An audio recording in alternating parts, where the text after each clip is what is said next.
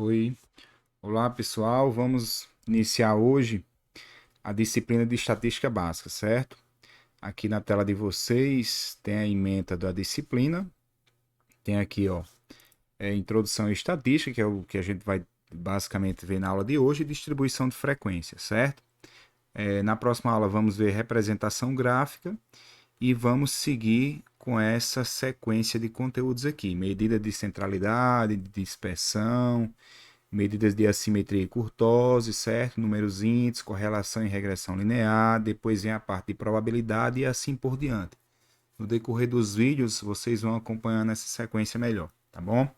Então, para essa primeira aula, vamos iniciar aí com uma pequena introdução do que é estatística. Na definição aqui em destaque, diz o seguinte: ó, estatística é a parte da matemática aplicada que fornece métodos para. Aí vem aqui, ó, a coleta, organização, descrição, análise e interpretação de dados e para a utilização dos mesmos na tomada de decisões. Então, ele segue essa ordem. Primeiro, coletagem, depois a organização dos dados, né, uma descrição desses dados, uma análise e uma interpretação desses dados. Né? Essa descrição faz parte da matemática descritiva até aí. Já a análise e a interpretação dos dados, a gente já entra numa nova estatística, que a gente chama ela de estatística inferencial. Observe que aqui está separando as duas. Ó. A estatística descritiva, que são os primeiros passos, e a estatística inferencial, também conhecida como estatística indutiva, é onde vamos tomar algumas decisões futuras, certo? Aqui diz assim, ó, a coleta, a organização e a descrição dos dados estão a cargo da estatística descritiva, enquanto a análise e interpretação desses dados ficam a cargo da estatística inferencial ou indutiva, como eu já havia falado, né? Dessa forma, a estatística inferencial é utilizada para tomar decisões a respeito de uma população, geralmente utilizando dados de amostras, uma vez que tais decisões são tomadas sob condições de incerteza, faz-se necessário o uso de conceitos relativos de teoria de probabilidade. Por isso, o conteúdo de probabilidade ele está incluído no nosso curso de estatística básica, certo? Dando continuidade aqui no próximo slide, vamos falar um pouco de pesquisas estatísticas, certo? O que são pesquisas estatísticas? Olha, o texto diz o seguinte: os levantamentos estatísticos de pesquisas que têm relação direta com o cotidiano das pessoas costumam ser amplamente divulgados no meios de comunicação como TV, jornais, internet, revistas, etc., pois envolve temas como hábitos de consumo, eleições, comportamento, saúde, desenvolvimento humano, economia, entre outros, né?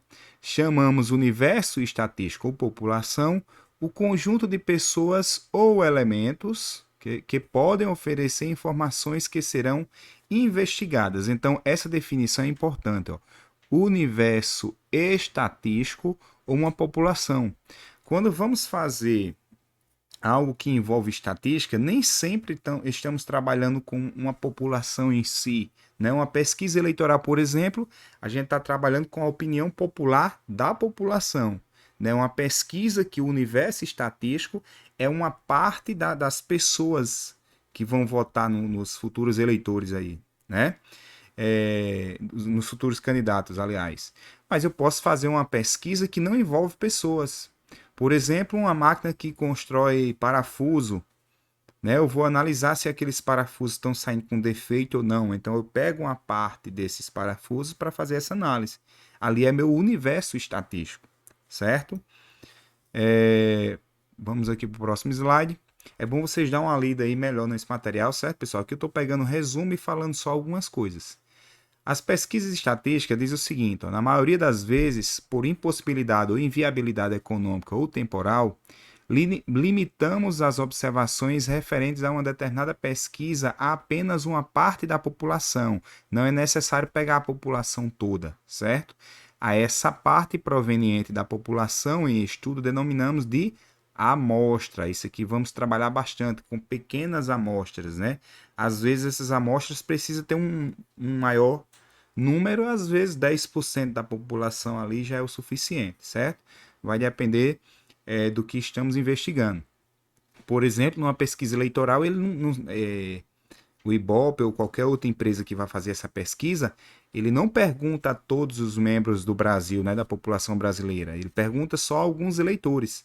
Mas ele faz uma forma de abranger o máximo esse pessoal, né, separando por regiões, né, por questões financeiras da população também. Eles têm uns critérios para selecionar essa amostra, tá bom? Aí, quais são as etapas das pesquisas? A primeira etapa é a que chamamos de planejamento. O planejamento é uma das fases mais importantes de uma pesquisa. Nela são definidos os objetivos da pesquisa, né, que é onde está identificando as características que devem ser observadas ou medidas, e o tipo de pesquisa, que será realizada com questionário ou entrevista, por exemplo, certo? A população, como a amostra a ser obtida, e o planejamento da coleta de dados. Então, tudo está aqui dentro do planejamento. Esse planejamento é uma parte bem importante. O orçamento, por exemplo, ele está aí. Se eu vou fazer uma pesquisa eleitoral, tem um certo gasto com deslocamentos daquelas pessoas que vão fazer a entrevista. Então, essa parte financeira, né, essa parte de organização, tá tudo dentro do planejamento. Então, tudo começa com o planejamento. Após feito o planejamento, quando já está tudo definido quais são os passos que vão ser dados, aí vem a segunda fase, que também é muito importante, que é a coleta de dados. Ó. Essa segunda aqui. Na coleta de dados, ó, é a fase que os dados são obtidos. É uma fase, é uma fase muito procedimental na pesquisa. Procedimental porque vamos seguir um processo à risca, sem mudanças de uma parte da população para outra, né? É só procedimentos. Geralmente é perguntas já pré-prontas, né? Com respostas, aliás, já pré-prontas, e aquela pessoa que vai participar da pesquisa vai responder aquilo que foi definido lá no planejamento, certo? Então é uma fase mesmo de coletar dados e somente isso, tá bom? A terceira parte é a apuração, a contagem dos dados. Em geral, os dados são coletados, não se representa devidamente organizados, né? Porque eu estou fazendo uma pesquisa, às vezes não é só uma pessoa, são várias pessoas. Então, esses dados, eles são, entre aspas, meio bagunçados. Depois é que a gente vai organizar esses dados, certo? Então, é necessário contá-los e apurá-los. Como é que a gente faz essa contagem e essa apuração? Normalmente usa-se um programa de computador como o Excel, programas que envolvem tabelas, certo? Então, ele dá até aqui, ó, um recurso comumente utilizado nessa fase é a organização de dados em tabelas, né? Por exemplo, o programa Excel. A exposição dos dados. Pessoal, a exposição ela pode ser feita nas tabelas que a gente já organizou. Mas as tabelas, às vezes, ficam difícil identificar algumas coisas. Às vezes tem muitas informações. Então, o que nos ajuda bastante são os famosos gráficos, certo? Os gráficos, por exemplo, na eleição, a gente ainda vai ver a parte de gráfica na segunda aula, mas na eleição é aquele famoso gráfico de linha. Quem está mais em cima é o cara que está tendo mais voto. Então, a gente consegue identificar melhor, né? Os gráficos, às vezes, ajudam até pessoas que têm uma certa dificuldade em interpretação de dados em tabela. Nos gráficos, a gente pode utilizar cores, tamanhos diferentes. Então, muita coisa ajuda na exposição dos dados, tá bom? Então, essa exposição ou apresentação dos dados pode ser feita por meio de tabelas e gráficos. É comum também associarmos medida como a média, né, que resume um conjunto de dados. Essa média vai ser estudada mais futuramente, eu não vou falar nela agora não. E por fim, a interpretação de dados, o quinto passo, né? É a fase que exige muito cuidado e atenção, na qual as conclusões da pesquisa são deduzidas a partir da análise dos dados coletados. Esse estudo é conhecido como inferência estatística, é aquela parte da estatística inferencial ou indutiva que eu falei lá atrás.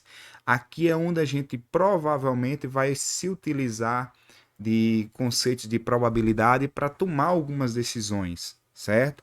É nessa parte aqui de interpretação que a estatística inferencial começa a tomar, né, o corpo, certo? Até o quarto passo ali é o que a gente chama de estatística descritiva.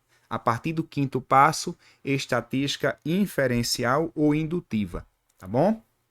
Continuando, vamos falar de amostragem.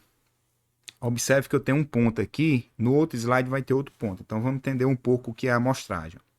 Uma das principais características do planejamento estatístico, a etapa 1, de uma pesquisa é a definição do tipo de amostragem a ser utilizado, isto é, como será obtida a amostra na pesquisa. Há vários métodos de seleção da amostra. Vamos conhecer a seguir dois métodos mais utilizados em pesquisas. Então, o primeiro está aqui, ó, é a amostragem aleatória simples. Nela, cada elemento da população tem a mesma probabilidade de participar da amostra. Essa técnica de amostragem é, em geral, um método simples de escolher uma amostra e bastante utilizado em pesquisas. Na prática, a amostragem casual ou aleatória simples pode ser realizada numerando a população de 1 a n e sorteando-se a seguir por meio de um dispositivo aleatório qualquer, k números dessa sequência, ou quais corresponderão aos elementos pertencentes à amostra. Vamos tentar entender um pouco. Vamos supor que uma empresa tem 50 funcionários. Então, eu vou entregar as fichas a esses 50 funcionários. Então, um funcionário vai receber a ficha 1, depois o 2, o 3, e o último vai receber o N, ou seja, vai receber o número 50, já que tem apenas 50 funcionários. Então, cada funcionário tem uma ficha, de 1 a 50. Aí eu quero fazer essa pesquisa apenas com 10 funcionários. Então, eu pego uma roleta de bingo ou uso um programa que sorteia esses números. Vamos supor que saiu o 8, o 15, o 20, o 23, o 27, o 30. Eu escolhi 10 funcionários, mas observe que eu escolhi fazendo um sorteio, certo?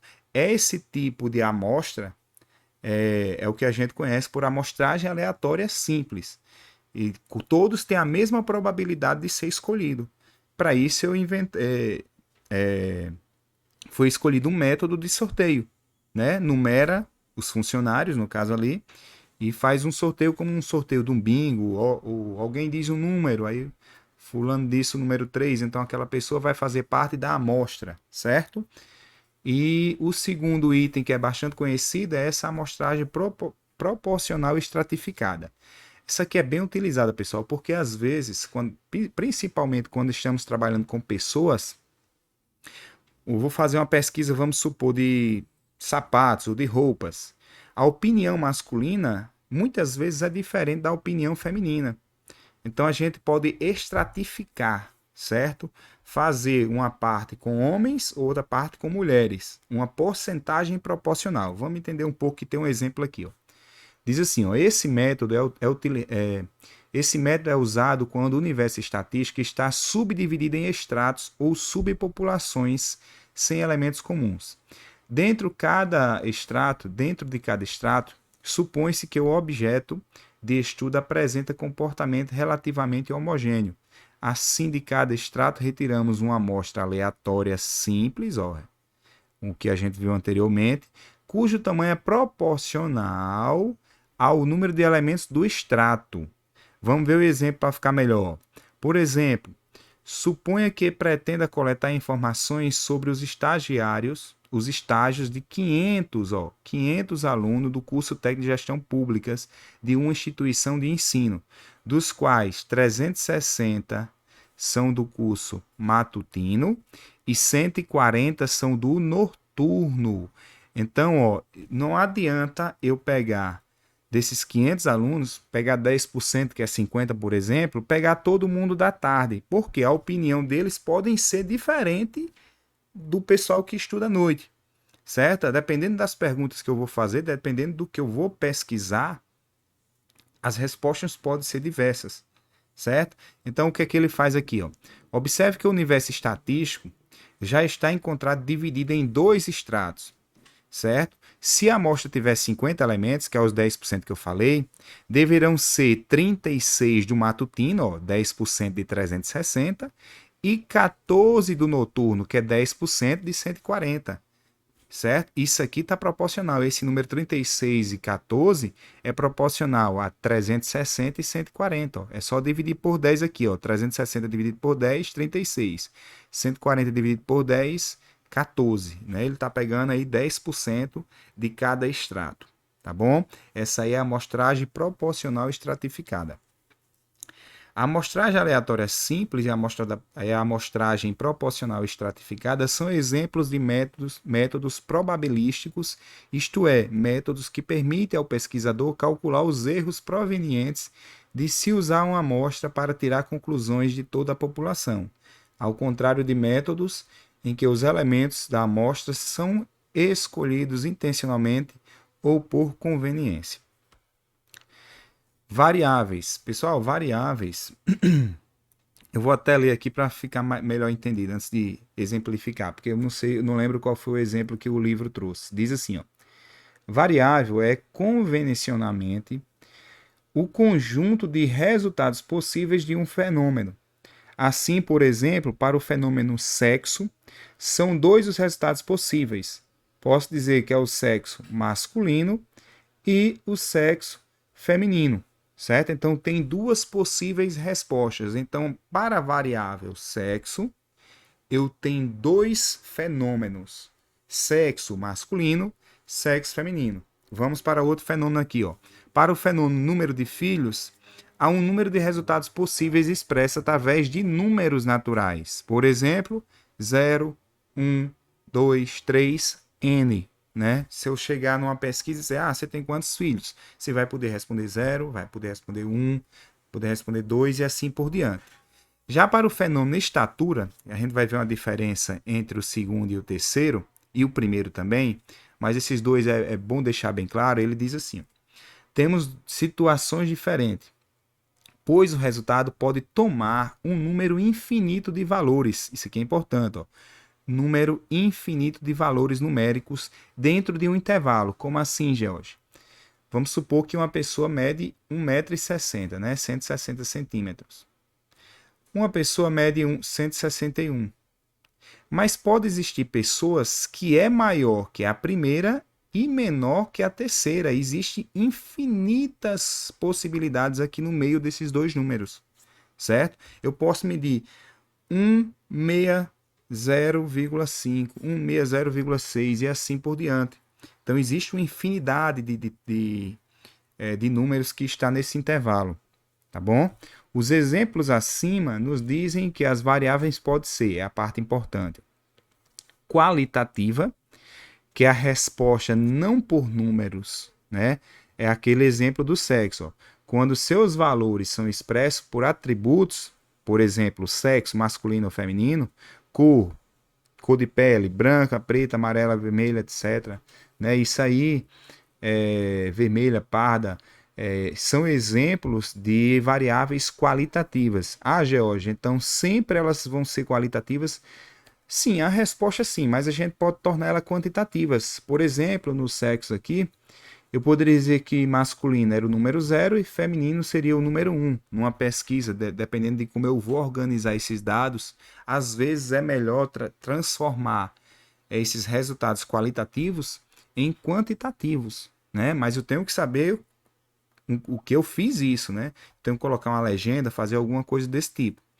E as variáveis quantitativas. Nas quantitativas teremos dois tipos.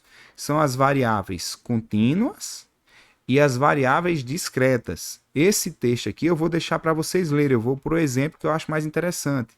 No exemplo diz assim, ó: assim, o número de alunos de uma escola pode assumir qualquer um dos valores dos conjuntos dos números n, dos naturais, mas nunca valores como 2,5, 3,78 ou 4,325, etc. Se eu perguntar quantos alunos tem essa escola, você não vai dizer tem 2 alunos e meio. Não tem um aluno torado no meio, né? Você vai dizer tem 2 alunos, tem 3 alunos. Observe que a resposta está dentro do conjunto dos números naturais, certo? Já a variável aí contínua, ela pode assumir esses valores. Por exemplo, aqui ele está falando do peso. Fulano pesa 72 quilos, mas ele pode pesar 72,5. Ele pode pesar 72,54, é um pouquinho a mais que meio. Então, são uma infinidade de números. A essa variável a gente chama variável contínua, né? Ela está ali presente nos conjuntos de números reais, certo? De modo geral, As medições dão origem às variáveis contínuas. Observe, quando a gente está medindo alguma coisa, a contagem ali é uma contagem contínua. Já a enumeração, não. A enumeração dá origem às variáveis discretas, certo? Quando eu estou contando alguma coisa, observe que eu sempre conto com os números naturais. 1, 2, 3 e assim por diante. A essas contagens, a gente está trabalhando aí com variáveis discretas. Quando é uma medição, variáveis quantitativas contínuas, certo? E vamos aí à distribuição de frequência, que é o segundo tópico dessa primeira aula. Vamos tentar entender o que é tabela primitiva e Hall. Imagina a seguinte situação. Chegamos numa sala de aula e medimos a estatura dos 40 alunos do colégio A. Então, observe que eu organizei, entre aspas, né, numa tabelinha aqui, o 166, primeiro aluno, depois 160, 161 e assim por diante. Só que essa tabela ela está um pouco bagunçada. Eu não sei quem é o maior aluno, nem quem é o menor, olhando para aqui, para de cima. Aí o que é que eu fiz? Eu organizei, eu rotulei, eu fiz um hall, certo? Um hall é organizar do menor para o maior, ou do maior para o menor, como você achar melhor. Geralmente a gente usa do menor para o maior. Então observe que os dados da tabela 2 são os mesmos da tabela 1, só que está em ordem crescente. 150, 151, 152, 153, 154, aí o 155 várias vezes, certo? Aqui eu estou botando em ordem do menor para o maior. Agora, com esses dados organizados, eu já sei que a menor pessoa é 150 centímetros, a maior é 173. E a gente tem um dado importante aqui, a amplitude dessa variação, a diferença entre o maior e o menor é o que a gente chama de amplitude total, certo? Do Hall aí, Então, a amplitude da variação foi 173 menos 150, ou seja, a diferença do maior para o menor é 23 centímetros. A isso damos o nome de amplitude da variação, tá certo? Cuidado que essa amplitude a gente vai ver também em outras situações. Não só tem essa amplitude total, não, tem outras, certo? A distribuição de frequência, se a gente for colocar numa tabela, do exemplo anterior, seria dessa forma aqui. Aqui está todas as estaturas e aqui está a frequência. A frequência é quantas vezes aquela estatura apareceu. Por exemplo, a 155, a gente viu lá que repetiu algumas vezes. Nesse caso, apareceu 4 vezes, certo? 160 centímetros, 1,60 m. Apareceu, por exemplo, 5 vezes, certo? Mas essa tabela, pessoal, ela pode se tornar muito grande, certo? Dependendo da pesquisa. Aqui a gente pesquisou 4 alunos ou 40 alunos. Se fosse uma pesquisa eleitoral, que tamanho ia ter essa tabela, né? Essa tabela ia ser muito grande. Então, nem sempre essa distribuição de frequência feita nesse formato se torna tão interessante, certo? Porque vai ser muita informação. Então, para isso, existe essa outra tabela do lado direito, que separa os dados por classe. Eu vou falar já o que seria classe, né? Ele trabalha com a variável contínua nesse caso aqui, O que é que ele fez? Quem mede 150 até 154, temos 4 pessoas, 150 até o 154. O 154 a gente não inclui, certo? Observe que o símbolo que está aqui no meio é tipo um Tzinho, é assim, um Tzinho deitado. Isso quer dizer que a gente inclui o primeiro e exclui o segundo, certo? Então, quem mede 150 entra nessa informação. Quem mede 154 não entra. Quem mede 154 entra na segunda classe aqui, certo? Então, do 154 ao 158 tem 9 pessoas, ou seja, do 154 até o 158. Então, vai até o 7 aqui. Se você contar, somar isso aqui, vai dar 9. Tá bom? Então, é uma forma diferente de organizar os dados e economizar espaço. Observe que essa tabela do lado direito é bem menor do que a do lado esquerdo. George, mas aí a gente vai ter perdas de algumas informações quando a gente for fazer moda, média, mediana, que a gente vai ver mais adiante. Sim, vai perder algumas coisas, mas vai continuar próximo da realidade ainda, certo? Não tem como a gente fazer um processamento de dados uma tabela descritiva, nem sempre é viável isso. Então é melhor extrativar assim dessa forma, né? Transformar numa variável contínua. A variável discreta a gente transforma na contínua, para facilitar algumas coisas, tá bom? E o que seria classe? Pessoal, a classe é justamente, no exemplo anterior, é a junção desses dados em classes. Nesse caso aqui é uma classe que a amplitude é 4, ó, vai do 150 ao 154, certo? Essa aqui é a nossa segunda classe, mas vamos ler o texto lá para ver como é que ele define classe. Classe de frequência, ou simplesmente classes, são intervalos de variação de variável. As classes são representadas simbolicamente por i, sendo i a primeira classe, o 1, 2, 3 até o k, certo? Nesse nosso caso aqui, ó, separou em 6 classes, né? Ó, primeira, segunda, terceira, quarta, quinta e sexta, certo? Aqui eu poderia ter botado assim, ó, 1, 2, 3, 4, 5 e 6, né? No caso lá do exemplo aqui, ele diz que é do 1 até o k. Aí ele traz esse exemplo da tabela anterior. Assim, em nosso exemplo, o intervalo 154 até 158 define a segunda classe, ou seja, o i é igual a 2. Como a distribuição é formada por 6 classes, podemos afirmar que o k é igual a 6. Perfeito. Certo? E temos os limites de classe. Denominamos limites de classe os extremos de cada classe. O menor número é o limite inferior da classe. A gente chama de LI, ó, L minúsculo. E o maior número é o limite superior da classe. A gente chama com L maiúsculo, certo? Na segunda classe, por exemplo, temos L2 154 e L2 158. Vou voltar aqui para a gente ver. Ó. É na 2 aqui. Ó. O menor 154, o maior 158. Lembrando que o 158 não se inclui nesse intervalo, certo? Ele é um valor limite. Vamos para o próximo slide. Vai falar de amplitude do intervalo. Pessoal, a amplitude é a diferença, certo? Que tamanho tem aquela classe?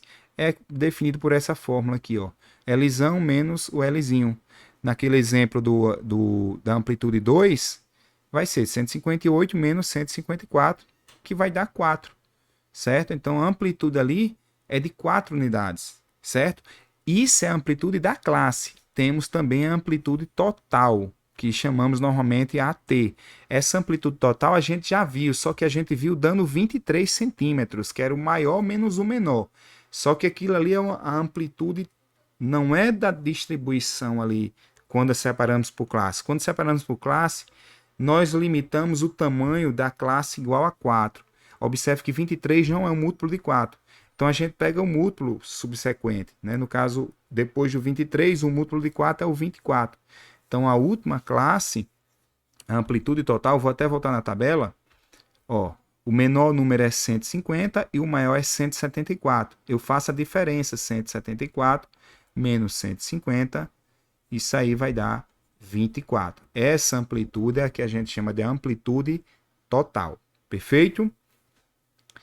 É muito conceito, né, pessoal, essa primeira aula, mas ela realmente necessária para a gente começar a praticar a estatística básica nas próximas aulas, certo? Olha, a amplitude da amostra.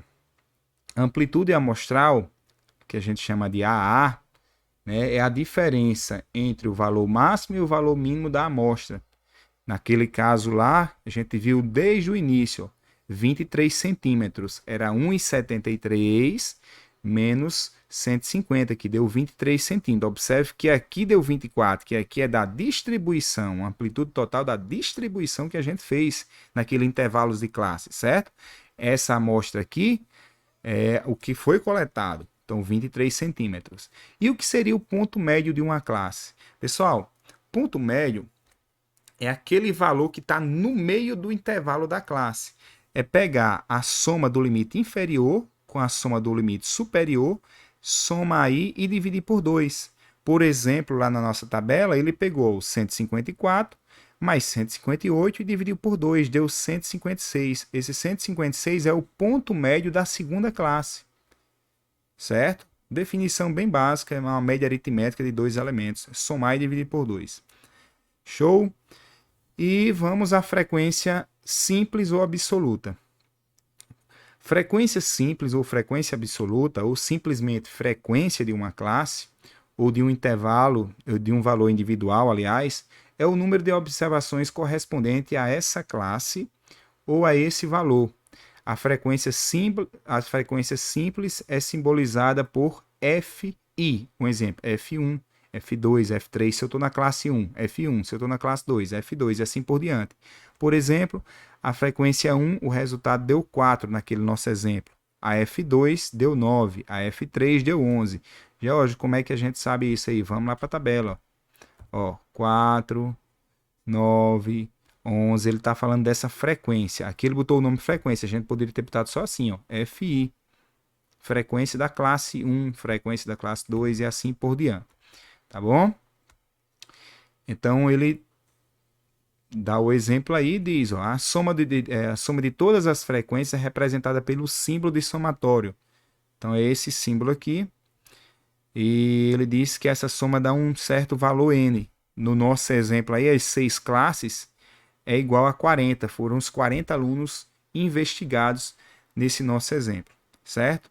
Então, não havendo a possibilidade de engano, usamos esse símbolo aqui, ó.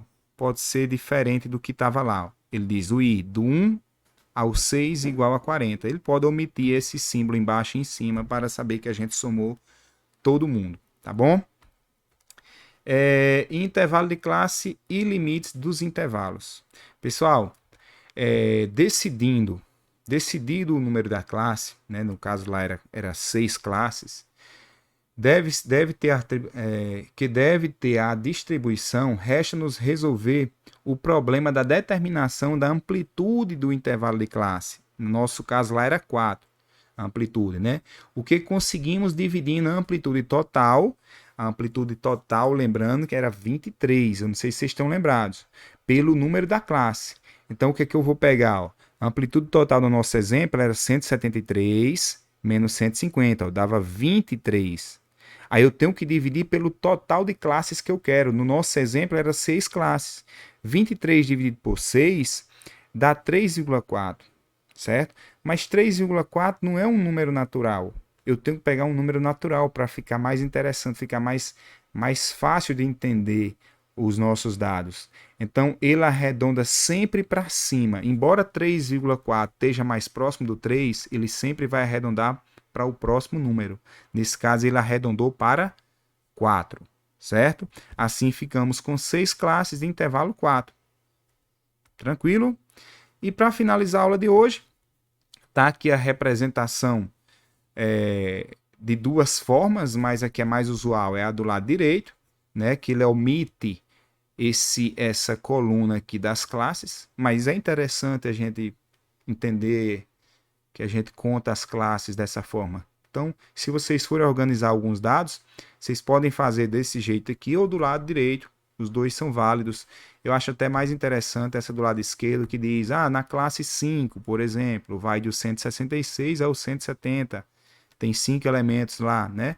É lógico que aqui eu vou saber contar também, ó. 1, 2, 3, 4, 5. A 5 seria essa. Mas tendo aqui essa informação fica mais fácil de interpretar, certo? Pessoal, finalizamos aqui nossa primeira aula. Vou parar a gravação e vejo vocês na aula de número 2, ok? Até mais!